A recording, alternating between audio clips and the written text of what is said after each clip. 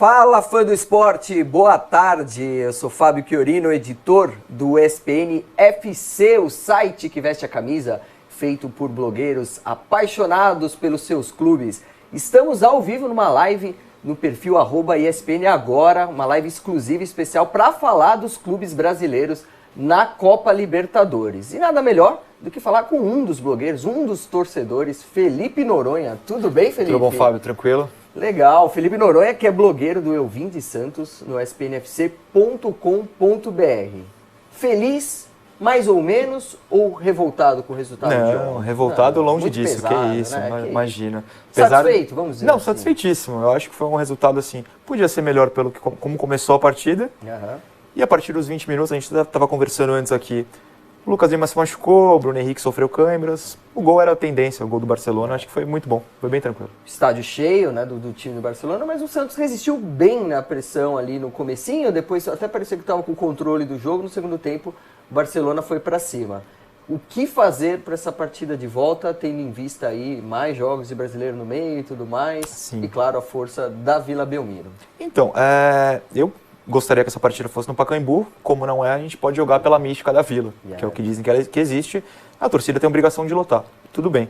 Agora, a torcida também tem que torcer muito para o Lucas Lima se recuperar, o Lucas Lima poder jogar, né? A gente não sabe a gravidade da lesão na coxa ainda, e torcer para que o Copete volte, para que se ele não voltar o Thiago Ribeiro renda mais, que o Vitor Ferraz renda mais, e sábado contra o Botafogo tem que poupar, não tem que jogar nem o Vanderlei. Exato. O Caio Nascimento, que é seu companheiro ali de blog, falou justamente sobre isso hoje no SPNFC, que era o seguinte: Levi Coupe tem obrigação de poupar o time inteiro para o jogo do Botafogo. E aí, é uma retranca aí dessa sugestão, desse quase pedido do Caio, jogadores falaram ontem claramente, principalmente o Lucas Lima e o Ricardo Oliveira, até representando o grupo, criticando a logística feita pela diretoria para o jogo. O que você achou disso? Bom, assim, tem um temor, do caso chapecoense, dos fretados, voos fretados, exato. Então eu entendo a opção da diretoria.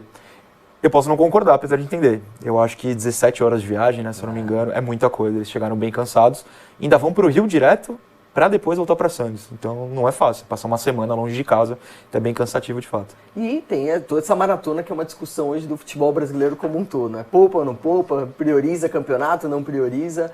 Certo é que os jogadores ficaram um pouco revoltados aí com a logística, e o Ricardo Oliveira foi bastante enfático, né, na coletiva ali, na zona mista, né, na famosa zona mista, falando, tipo, o Santos precisa ver o que é prioridade para ele e tudo mais, né? Você acha que isso pode ter algum impacto no futebol dentro de campo, ou dá para separar bem as coisas? É difícil falar desse time, né, porque a gente vê o Santos em terceiro há muito tempo, são muitas rodadas, é um time que não perde 17 jogos, mas não encanta. Então, o impacto seria o quê? Começar a perder, talvez, jogar pior, mas as apresentações não têm sido tão boas. Uhum. Como não foi ontem, até, foi uma apresentação média, deu para segurar o resultado. Então, acho que o impacto em campo vai ser diminuído no fator poupar jogadores. Os reservas vão ter que mostrar trabalho. E por isso que eu acho que o jogo, inclusive, o Botafogo vai escalar suas reservas também. Vai ser um horror, com todo respeito, porque assim... A tendência entendeu? É péssima. Vamos ser sinceros, a tendência é um 0x0 bem fraquinho. 0x0, bom para os dois lados. Bom para os dois, não assim, tem né? problema algum. Muito bem.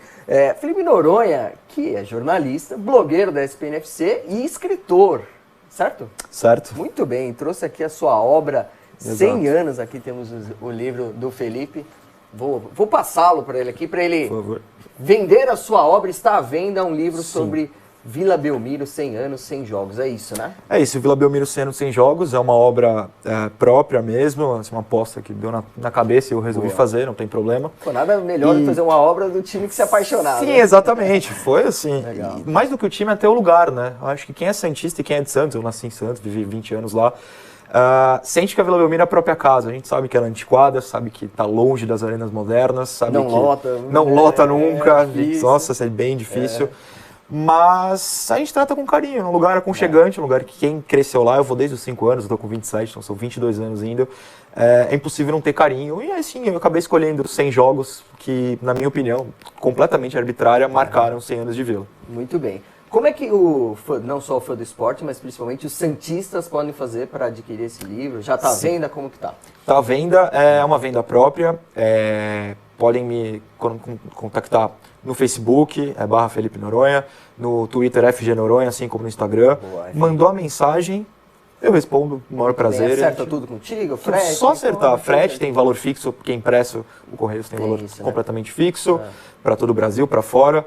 Mandou mensagem, a gente combina o jeito que for mais fácil. Aí, Santista, então já pode procurar no @FG Noronha, que é o perfil do Felipe Noronha, Santista apaixonado como você é em casa, para adquirir essa obra, 100 anos, 100 jogos de Vila Belmiro, obra aí do qual que é a editora mesmo? Editora Trevo. Editora Trevo, então à venda já, procura o Felipe, o Santista é interessado e o amante do futebol como um todo. Você falou da Vila Belmiro, que é aí o objeto da sua obra, o Felipe, não o Santista, o Felipe Noronha gosta de jogo na Vila ou no Pacaembu? O Felipe Noronha gosta de jogo na Vila pelo motivo proximidade da torcida. Certo. O Felipe Noronha gosta de jogo no Pacaembu pelo fator seriedade e chance ao público de assistir a partida, né? Entendi. A diferença é notória. Então agora já que você escapou bem dessa primeira fogueira, vamos seguindo. Essa partida de volta vai ser na Vila. Deveria ser na Vila? Ou você acha que pela importância do jogo, pela capacidade do público do Pacaembu, seria a hora de mandar para o Pacaembu o jogo?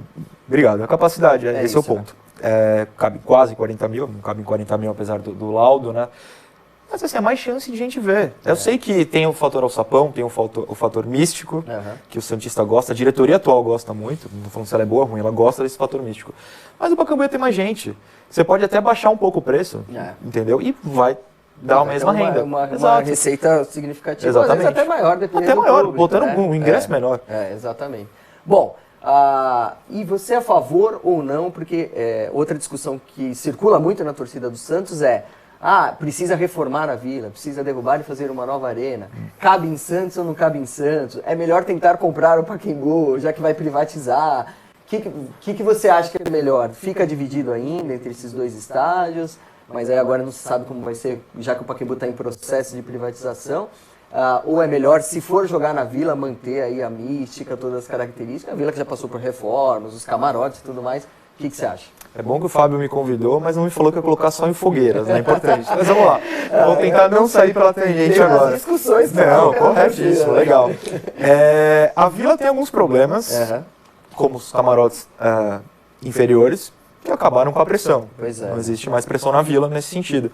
Então, eu acho que cabe obra na Vila, tirar esses camarotes. Você não precisa montar aquele alambrado de ferro novamente. Você pode deixar ou sem, ou um vidraça abaixo, né, que tem a famosa vidraça ali na lateral.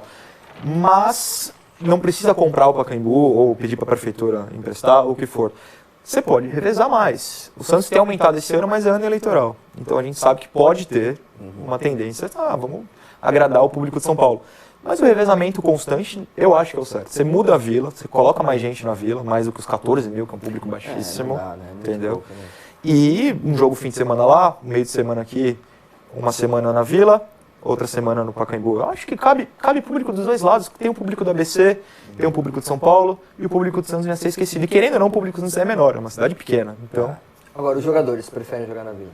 Os jogadores preferem jogar na Vila e eles falam assumidamente porque é perto de casa. É isso. Já estão ali mesmo, sim. Né? É uma viagem a menos. Exatamente. Não que uma viagem de Santos para São Paulo seja longa, não, né? Mas tudo bem. Mas tudo bem, né? Os jogadores preferem, já estão acostumados à Vila Belmiro. Deu para ver o outro jogo da rodada, os destaques, os melhores momentos? A gente procura ver. Afinal, Santista passando, tem interesse máximo nesse duelo. Grêmio e Botafogo e Grêmio, 0-0 esse primeiro jogo. Viu, gostou? O que achou desse possível adversário do Santos passando pelo Barcelona na semifinal da Copa Libertadores, não é? Foi um jogo agradável, apesar do 0-0, que muita gente fala que é impossível. Não, eu achei um bom jogo, assim, divertido, deu para se divertir, deu para assistir de forma interessante, ver as ideias de cada um. É curioso só que o Botafogo não consegue se impor em casa, né? Mas incrível, né? Eu acho bem curioso. E o Grêmio... aliás, apesar disso, eu acho que o Botafogo é um adversário mais perigoso para o Santos. Não sei se você vai me perguntar depois, mas já me adiantando. Já me responda por quê, então. Então vamos lá. Porque, se o Santos passar, claro, porque o Grêmio é um time que, fora de casa, a gente viu ontem, ele foi comedido, achei curioso. O Botafogo vai ser comedido fora de casa ou dentro de casa. E o Santos precisa ter espaço para jogar. O Botafogo não vai dar o menor espaço.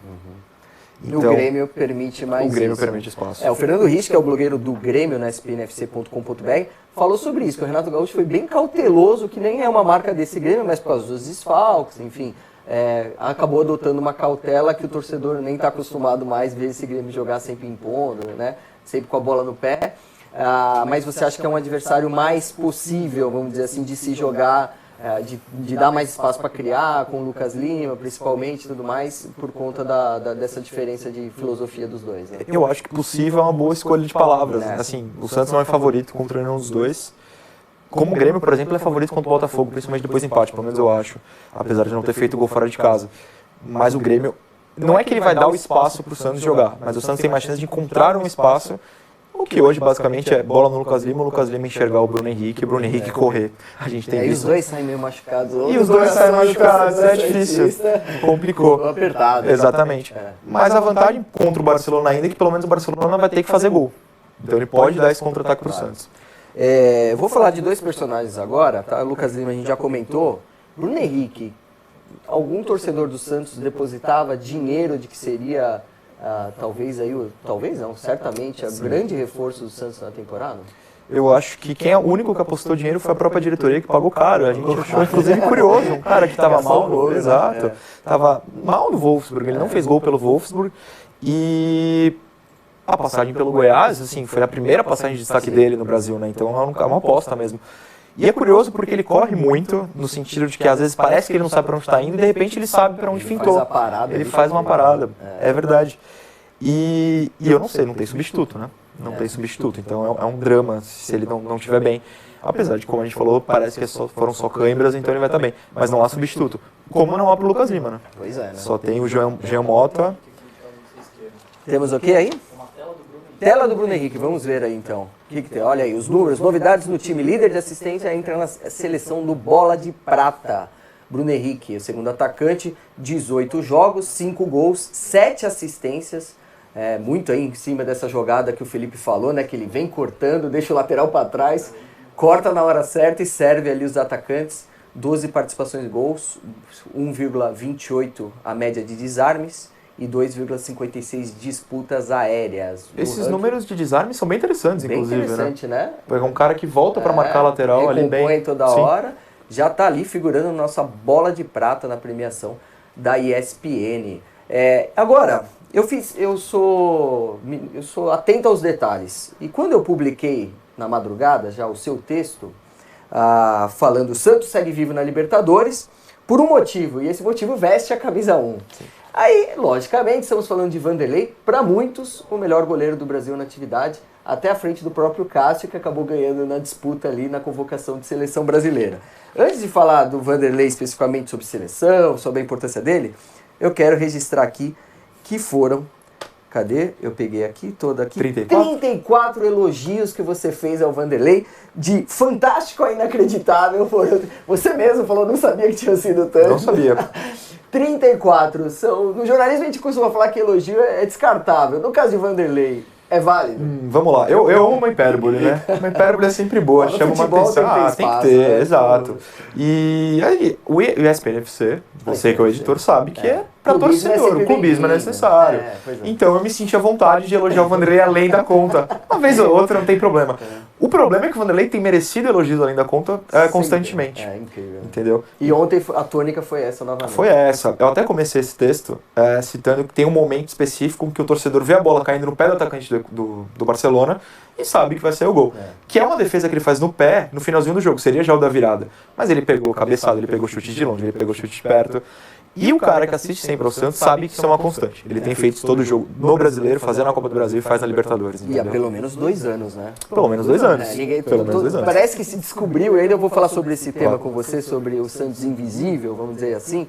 Mas assim, o Vanderlei há 2 anos, para o torcedor santista, não tem muita dúvida, que é o melhor goleiro do Brasil. Posso me arriscar então a citar um pouquinho mais? Vamos lá. A gente não pode deixar o torcedor do Coritiba fora disso. O torcedor do Coritiba, o Rodrigo Salvador, que é blogueiro do Coritiba. Que é blogueiro também do Coxa. Vai lembrar que antes ele estava muito bem no Coxa também, né?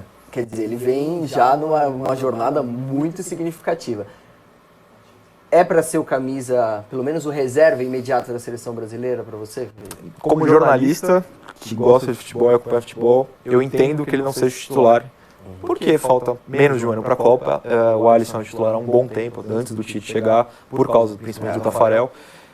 mas uma chance merecia, né? Ser convocado. Como o Cássio foi, o Cássio merecia também. Eu acho que até o merecido seriam os dois mesmo, né? Na verdade, eu acho que é uma questão mais de ter a oportunidade de estar lá, né? Exatamente. Tem 4 nomes, me parecem, muito fortes. Além dos dois, o Ederson e o Alisson. É isso aí, muito bem. Vanderlei, aí o grande, para muitos, o grande ídolo aí desse time por ser o mais regular, né? Se fala do Bruno Henrique, se fala do Lucas Lima, mas talvez o mais linear ali de alta performance no ano inteiro é o Vanderlei mesmo, né? É, porque o Lucas Lima a gente sabe que ele tem momentos que ele some no jogo. Não por preguiça ou algo do gênero, não estou acusando o Lucas Lima de nada, eu acho que a Libertadores dele, inclusive, é fantástica. Mas ele é um cara que às vezes some do jogo. Jogos menos importantes, jogos de meio de tabela do brasileiro, por assim dizer, não são os grandes jogos do Lucas Lima. O Bruno é meio de lua, tem jogos que ele corre muito, mas não consegue produzir, até por causa dos companheiros. O Vanderlei, ele produz até nas falhas dos companheiros. Quando a zaga não tá bem, a bola chega mais. É isso aí.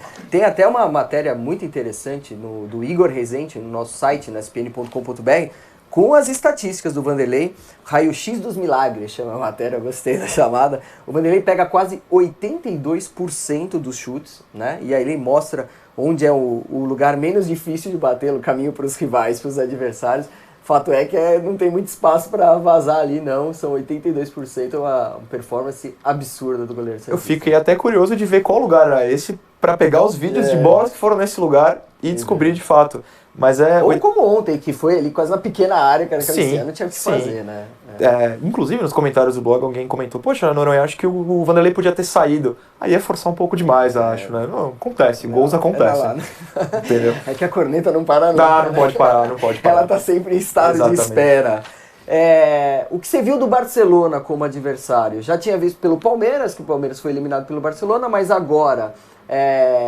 alguma coisa te surpreendeu e algo que o Santos deveria tomar um cuidado para essa partida de volta? Algo me surpreendeu negativamente, na verdade, porque eu assisti, assim, completo os jogos contra o Palmeiras e os jogos contra o Botafogo. Certo.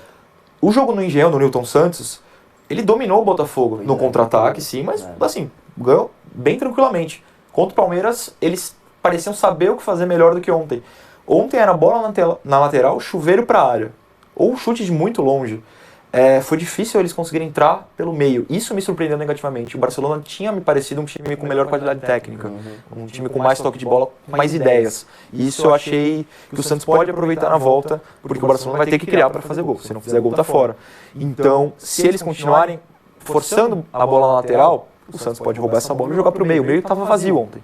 O Lucas Lima tinha espaço, então acho que é algo que o Santos pode aproveitar. Isso me surpreendeu no Barcelona. Entendi. Muito bem. Aí estamos aqui com o Felipe Noronha, blogueiro do Santos no SPNFC, participando dessa live que se acompanha ao vivo no @ESPN Agora, tudo sobre os clubes brasileiros. Para fechar de Grêmio e Botafogo, muito se discute de qual é a posição de cada time do futebol brasileiro, não só na Libertadores, mas em todo o calendário. Então o Corinthians, como que ninguém imaginava que ia estourar na liderança e tudo mais, o Botafogo na relação elenco e performance, talvez a melhor entrega desse futebol brasileiro. O Grêmio, para muitos, como o futebol mais bonito, em alguns momentos do ano, que brilhou mais os olhos dos torcedores. Qual que é a posição do Santos, né, nessas classificações de que time joga? E aí eu te pergunto até com base nisso, porque o próprio Noronha vem comentando disso em alguns posts, de que o Santos é um time quase invisível. A imprensa não fala muito para o torcedor santista, essa é a visão do torcedor santista. O time também não brilha demais, então isso impede uma visão um pouco mais real. Qual que é a posição do Santos entre a surpresa, o time honesto, o time que brilha? Qual que é a posição do Santos hoje no futebol brasileiro? Eu acho que o Santos está abaixo do Grêmio, por exemplo. O futebol mais bonito vai do Grêmio, sim. Está abaixo do Corinthians, apesar da vitória. Acho que o Santos não tem a menor condição de chegar no Corinthians, pelo menos até o momento. Mas está à frente do Botafogo, por exemplo. O Botafogo é um time que está na Libertadores. Como o Galo estava, como o Palmeiras estava também. E eu acho que o Santos está um pouquinho acima do Palmeiras e acima do resto. Então eu acho que a terceira posição no brasileiro coloca o Santos onde ele devia estar. Condizente. Exato, mas assim, não que a bola do Santos seja boa, não é. Mas o Santos não perde. Então o que explica isso? É eficiente, de alguma maneira é eficiente, da maneira que o Levir criou ali ao substituir o Dorival. Muito bem. Bom, a gente falou do Botafogo e Grêmio, a gente tem 2 textos também no spnfc.com.br. Contra o Botafogo, o Grêmio fez o jogo perfeito para a situação, que é o texto do Fernando Ricci. E do Botafogo 0, Grêmio 0, a segunda chance, texto do Pedro Schilling falando que o Botafogo vai ter que provar mais uma vez que empatar em casa sem gols pode ser um bom resultado, não conseguiu contra o Flamengo pela Copa do Brasil, tem essa segunda chance agora. Do outro lado, vamos já pegar agora os outros times, vamos deixar os brasileiros de lado. São Lourenço ganhou ontem 2-0 do Lanús e hoje tem Jorge Wilstermann e River Plate.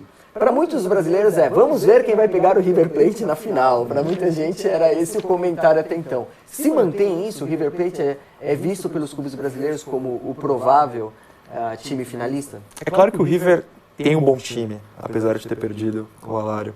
Mas o São Lourenço, de novo, ele está chegando bem na hora certa. É um clichêzaço para que está chegando bem na hora certa. Mas a primeira fase foi sofrida, tanto que passa contra o Flamengo com um gol no último lance.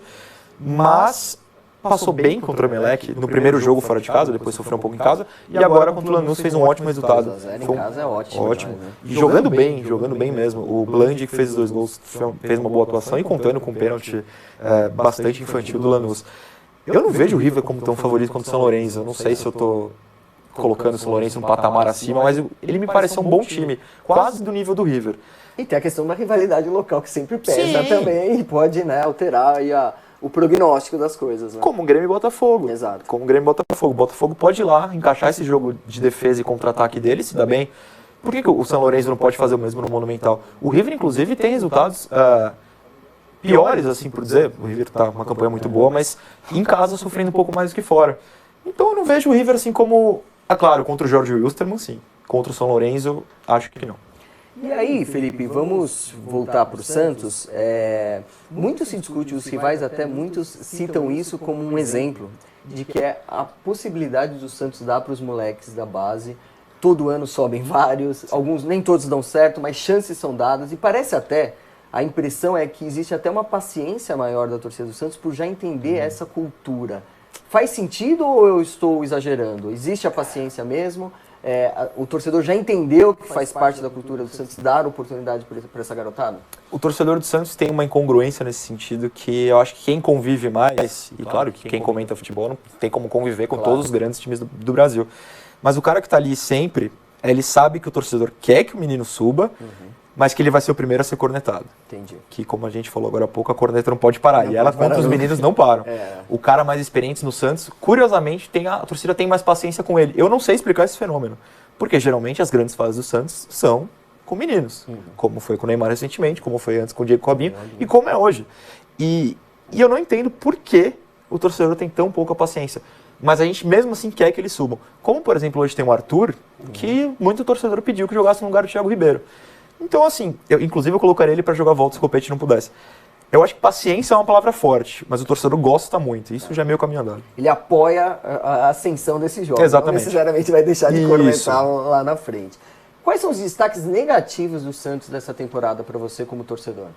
Eu acho que tem uma matéria da ESPN que mostra muito bem, que é o âncora, me corrige se o termo for, foi o âncora, né? Os jogadores que derrubam o desempenho dos seus times, né? E esse é o Vitor Ferraz. Assim, poderia ser o David Braz, mas o David Braz evoluiu. Não sou o maior fã dele, mas sei que ele é importantíssimo para o grupo. Tem uma questão de liderança. Exatamente. Incrível, né? Nada contra ele em campo. Faz uma Libertadores muito segura, inclusive. Mas o Vitor Ferraz não faz. O Vitor Ferraz também é um cara que é líder do grupo, menos do que o Ricardo Oliveira e o David Braz, assim, numa escala, mas o Vitor Ferraz ele não tem jogado bem e não é desse ano, é do ano passado e um pouco do fim de 2015 quando o Daniel Guedes chegou a ser titular. Eu apostaria no Daniel Guedes, eu acho que é um menino, como a gente estava falando, que precisa de uma sequência. O Vitor Ferraz é um cara que não tem chegado à linha de fundo, ele não sabe cruzar, é um defeito crônico dele. E o setor defensivo, pela direita... O Alisson, ele se desdobrando. O Alisson e o Lucas Veríssimo. O Lucas Veríssimo vem fazendo uma temporada fantástica. O Caio gosta de falar disso. Quais são os destaques? Tirando até Lucas, vamos deixar de fora Lucas Lima, o próprio Bruno Henrique já é uma realidade hoje no time do Santos e o Vanderlei. Quem são aqueles que ninguém imaginava tanto, mas que se tornaram fundamentais para esse time do Santos? Eu acho que o Lucas Veríssimo ganhou essa vaga. Primeiro porque não tinha ninguém, depois porque ele merece. Hoje o Gustavo e o Luiz Felipe, que são os dois zagueiros que eram titulares, precisam lutar por essa vaga com o Lucas Veríssimo. O Alisson voltou há pouco tempo, estava de empréstimo no Red Bull. E tem sido o Adriano da Copa Libertadores de 2011, que muita gente fala, foi a Libertadores do Neymar e do Ganso. Não, foi a Libertadores do Neymar e do Adriano. O Adriano segurou a zaga, segurou aquele setor defensivo de uma maneira espetacular que ele nunca mais repetiu na carreira. Os dois, e eu acho que só. Porque assim, o Santos tem sido tão inconstante que o resto sente mais essa inconstância. Esses dois não, esses dois têm ido muito bem de forma regular. E para alguns torcedores do Santos, vem sendo a tônica do ano inteiro, e por ser o grande nome até então, até começar a Libertadores, o cara que faz gol, o cara, enfim, que chama a responsabilidade. Ricardo Oliveira é um capítulo à parte do Santos nesse ano, porque, enfim, perdeu muitos jogos, aí quando voltou seca de gols, parece faltar um pouco de físico ainda para ele. Ainda há espaço para Ricardo Oliveira como titular? Digo na bola, vamos deixar de lado o nome, a importância dele para o elenco. Na bola, Ricardo Oliveira merece ainda a titularidade do Santos para você? A bola só dele, me parece que não. A bola pensando nas opções do elenco, me parece que sim. Entendi. Porque o reserva imediato... O esquema funciona, o reserva imediato é o Kaique, que assim, tá longe de ser um cara de primeiro nível. Tem feito uma boa temporada, assim, dentro do que um reserva pode fazer, dentro das possibilidades de jogar que ele teve. E o Neymar é um cara que tá voltando agora. Então a gente não sabe como ele tá fisicamente, principalmente. Então, por bola, eu acho que o Santos não tem como escapar do Ricardo Oliveira hoje. Entendi. E Copete? Qual que é a sua avaliação sobre ele? O Copete é um caso engraçado, né? Porque a gente... Eu vejo a torcida bem dividida. Tem Sim. gente que fala, não, cadê o Copete? Tem que jogar sempre. E tem outros que falam, não, pelo amor de Deus. Aí ele faz 3 gols no jogo. Exato. Aí ele é bizonho em outro. Quem é o Copete, de fato? O Copete, eu acho que não só tem uma divisão entre o próprio torcedor, o mesmo, tá dividido nessas duas vertentes. Porque a gente sabe que ele é um cara que não é regular. Ele vai ter um grande jogo, como foi contra o São Paulo, dos 3 gols. Sim. E vai ter jogos péssimos, como, enfim, são vários exemplos. Jogos principalmente de meio de tabela do Brasileiro. Mas é um cara que dá raça demais. Eu preferia, quando ele era reserva do Gabriel, e entrava no segundo tempo. Botava fogo no jogo, corria, ele sabe marcar, tanto que ele chegou a ser improvisado de lateral, quando o Zeca estava machucado. Mas não tem como falar que ele é bom para ser titular sempre. Não, ele é péssimo para ser reserva. Ele não deixa a gente se decidir, isso é curioso. Quando você está quase desistindo dele, ele marca 3 gols e aí vai nessa... Vai, não vai. Independente da fase invicta, para a gente fechar aqui, eu quero sua avaliação sobre a troca de treinadores. Depois desses últimos, uma quantidade considerável de jogos, é possível dizer que o Santos melhorou com o Leverkusen e acertou em demitir Dorival Júnior? Eu acho que é possível dizer que acertou em demitir Dorival. Bom, você como editor do SPNFC sabe que eu tive um timing que eu fiquei muito feliz, que na semana ou um dia antes da demissão eu falei, olha, eu mudei de barco, eu acho que precisa demitir. Estava defendendo, agora então, chega, né? Foi exatamente assim. Estava no limite. Estava no limite. Chegou no limite, às vezes o limite... Eu sou um cara que gostaria que todos os técnicos do futebol brasileiro ficassem... O famoso longo prazo. Exatamente. Mas não dava, chega uma hora que estoura. Dá pra ver que o elenco não estava mais rendendo com ele. Não que o Levir seja a melhor opção. Acho que tem técnicos melhores no mercado, inclusive fora do país, que é o que eu gostaria de ver. Eu gostaria de ver um estrangeiro, não só no Santos, como tá o Rueda no Flamengo agora, eu acho uma coisa bem importante. Algum nome especial? Eu sou muito fã do Sabeja, mas o Sabeja tá parado, né? Porque ficou doente. E o Bielsa, quando o Santos teve a chance em 2011, teve mesmo. Chegou a estudar o Santos, ficava rápido. Não, tava certo. Era assinar o contrato, só que ele queria ficar 6 meses fora. O editor falou, não, 6 meses não. Ou vem agora. Tudo bem. E seriam esses meus nomes. Mas o Levir, para levar até o fim do ano, eu acho que é um bom nome. O time passou a render mais. E eu acho que essa invencibilidade mostra isso. Mas o fato de que o Santos mudou seu estilo de jogo mostra mais. O Santos se adequou ao que pode apresentar, que é jogar no contra-ataque. Você falou até o final do ano, isso é um indicativo de que você não apoiaria o Levir Coupe em 2018? Ou é cedo dizer? Não. Vamos esperar o desfecho da temporada? O Levir era um cara que já tinha declarado que não estava mais afim. Não tem aquela vontade de estar sempre. Então eu acho que o Levir é um cara bom, é um técnico consagrado, não tem o que falar do Levir. Mas para tampar esse buraco até dezembro, o Santos inclusive devia ter acertado com alguém já, agora em setembro, outubro, é que tem o fator eleitoral, que não tem como fazer isso. Mas tem o nome certo já para o ano que vem, para eles já virem trabalhando com o Levir até. Muito bem. É isso aí, a gente está aqui com o Felipe Noronha, falando sobre principalmente o Santos, mas também toda a rodada aí da participação dos clubes brasileiros na Copa Libertadores. Vamos vender de novo o seu peixe aqui? Boa essa, hein? Vender o peixe. Maravilhoso, né? Adoro trocadilhos. Inevitável piada. Bom, o livro aqui do Felipe Noronha. Felipe, Vila Belmiro, 100 anos, 100 jogos. Livro da editora Trevo. que acabou de ser lançado. Então, como é que o fã do esporte, o torcedor santista, pode te procurar?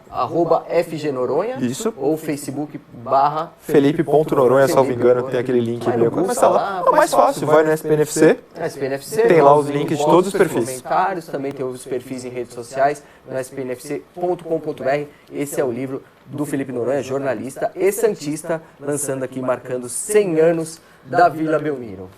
Felipe, muito obrigado pela participação. A gente agradece aí o fã do esporte que acompanhou ao vivo essa transmissão. A gente vai ter até o final da Copa Libertadores, com a participação dos clubes brasileiros, sempre entrando no pós-rodada, com um especial aqui com vocês, conversando e apresentando sempre que possível a visão das arquibancadas, né, os apaixonados e todos os sistemas que a gente falou aqui. Você também pode acompanhar no spnfc.com.br, o site que veste a camisa. Até mais, um grande abraço, valeu!